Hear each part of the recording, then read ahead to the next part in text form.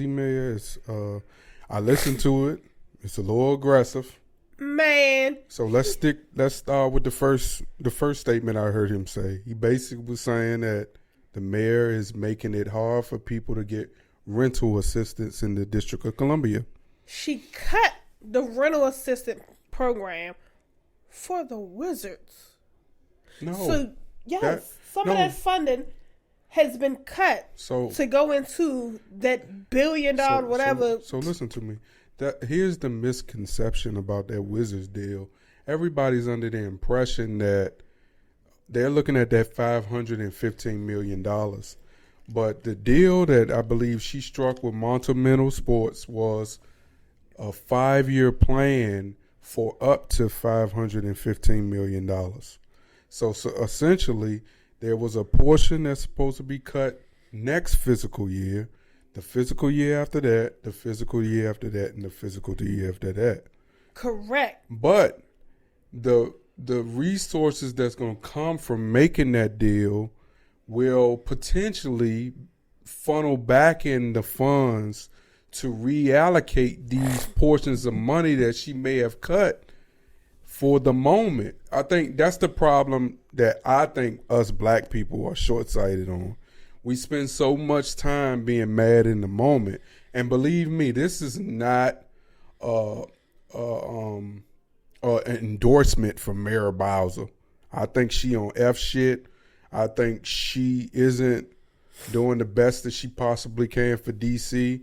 And that might be short-sighted for me. From what I can see, I think there's a lot of work to be done, and she's been in office entirely too long for it still to be a lot of work to be done. But what I'm saying is there's the potential in the next 2 years to funnel in even more money back into that housing assistance plan by also funneling money into making sure we keep a sports team here, because there's arena deals that we all like to attend, whether it's your favorite concert, whether it's something for your child, whether it's just anything in the downtown area. This investment that apparently was made to Monumental wasn't specifically just for them. It's for them to bring back Chinatown and downtown, that downtown corridor, to bring in more money to the city because of tourism. All that money will then be able to help all these programs, hopefully, that the city took money from. I mean, that's the plan. They money strapped. But they are also trying to, I mean, that's what they're saying.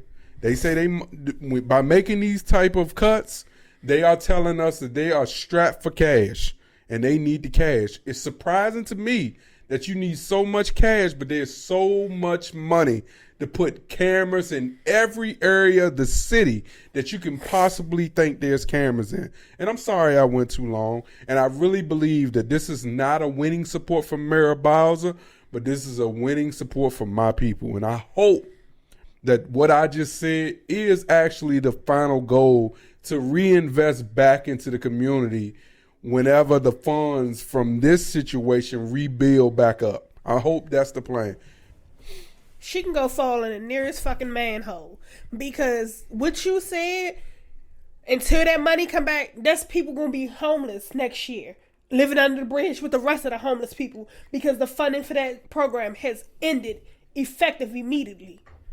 So those people who was depending on that money to help them stay in their housing facility, wherever they staying and working, and that money was helping them, have now been put in a situation where is that, where am I going to live? Because I can't afford it. Or because she wants to keep a team so that there can be more tourists coming into the town and take out. Chocolate City is not Chocolate City anymore. Okay, can I ask you a question? If it sounds like you against her doing this. I'm against her because I know people personally who's in that program who are going to fucking struggle. I also know people personally that depend on the Wizards to be able to feed their family.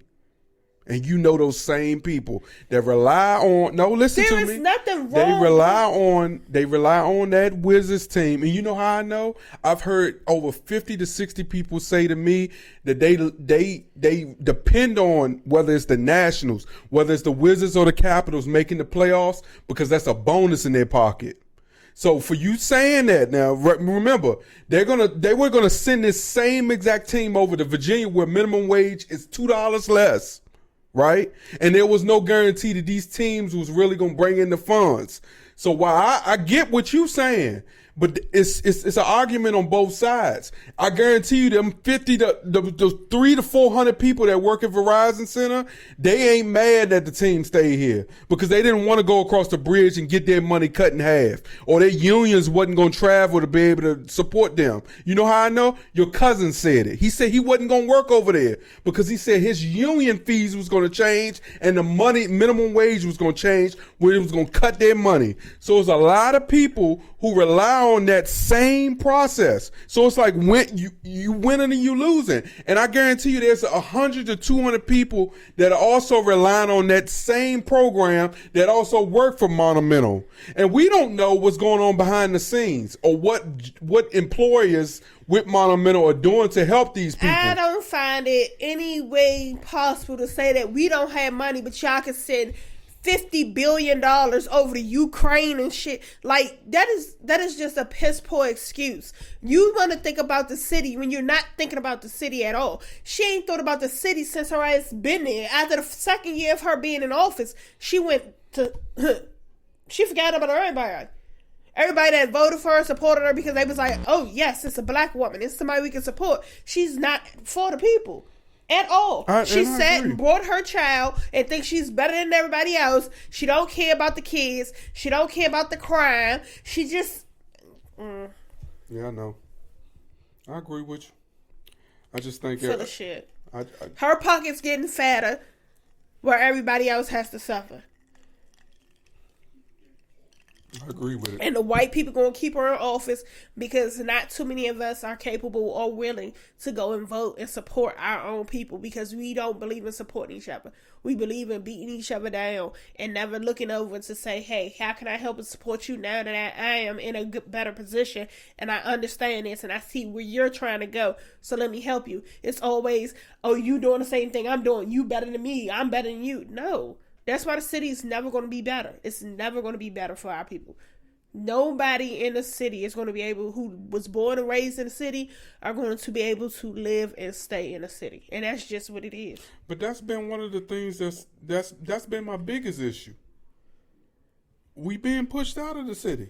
That's all that is. And she's finding every way possible to push you out of the city. Cutting, if this is not cutting food stamps, health care, housing, transportation. It's any way that she can make it impossible for you to get around the city and be in the city, that's what she's going to do. That is true, because there were a lot of people, specifically in that Navy Yard Southeast area, that depend on the circulator bus because it's cheaper to get them back and forth from their communities.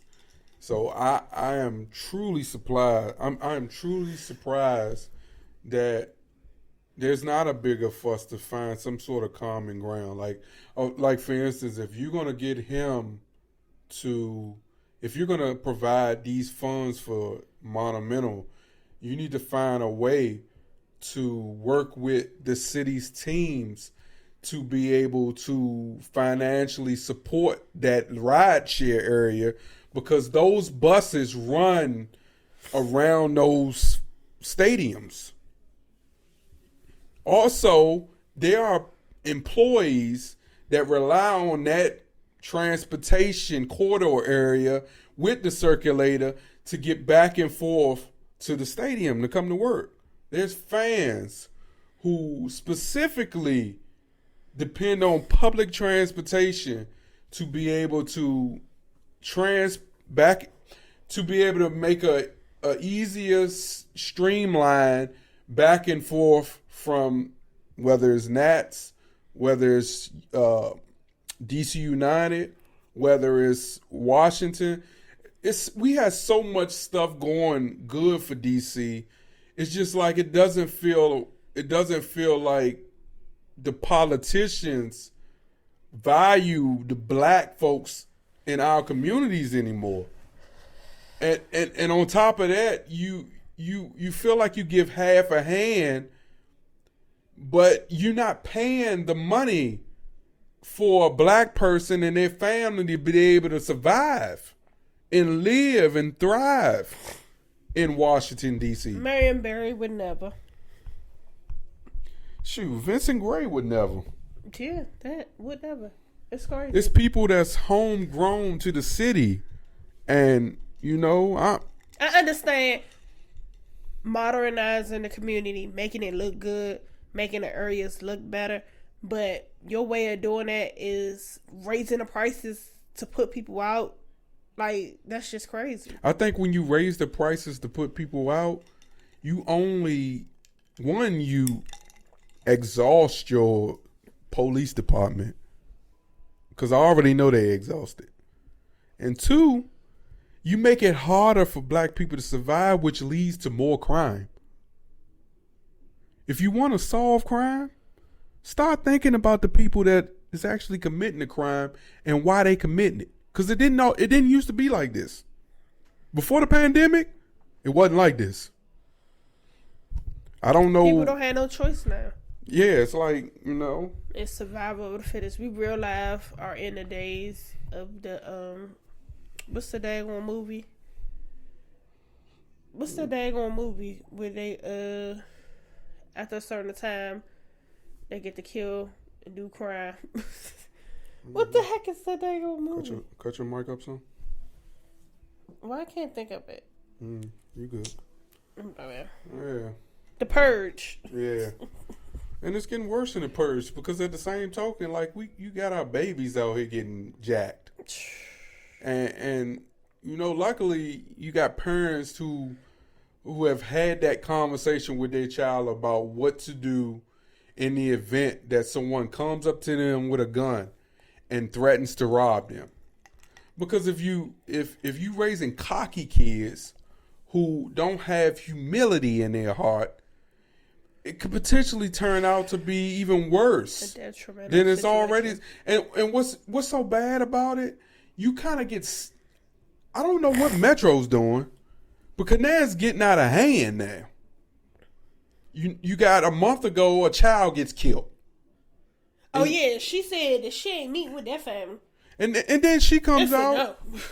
You know, she's this. They want to talk about the crime, and they were like, "Well, are you going to talk to them?" She was like, "I don't talk about personal business." They was like, "Well, are you going to talk to the family?" She was like, "No." So the DC father lost 3 sons in violence, still seeks the meeting with the city officials, and the mayor says no. So the DC father continues the quest for answers after losing 3 sons to violent crime in DC. John Evans, the father of a 14-year-old Alvin Evans, who died April 4th after authorities say he was shot and killed at the Brooklyn Metro Station in Northeast D.C. Evans' death comes 8 years after his older brother, Johnny Evans, was stabbed to death at the Deanwood Metro Station in April 2016. The family went through another loss last May when Alvin's half-brother, John Coleman, was reportedly shot on M Street Northeast. Evans said he was doing handiwork for a neighbor. Evans said the family has heard from the Office of Neighbor Safety and Engagement, but he would like to speak with the D.C. leadership about crime concerns. So they spoke with Mayor Biles on April 10th, and she said, "I'm not going to talk about their concerns with you. I'll talk to them about it because obviously that's troubling to us," she said. Thursday marks 3 weeks since Alvin's death. Evans said on Wednesday his family still hasn't heard from the mayor. Fox 5 asked Mayor Biles on Wednesday if she was spoken to the family since the shooting. She said, "I don't talk about discussions with family." It said, then they asked her to clarify her intentions, and she said she will not indulge in private conversations. So, I mean, look, empathy, man. You just got to be sympathetic to people, man. Sometimes just having that conversation could ease somebody's mind. Because all they want to know is what you're doing to prevent another family. It's not even that. Kids. It's okay. I've had this happen to my family 3 times. How can I help? You know what I'm saying? What can we do in the community to help and support? And we didn't mean to start like this tough. The world that we live in is a sad place. But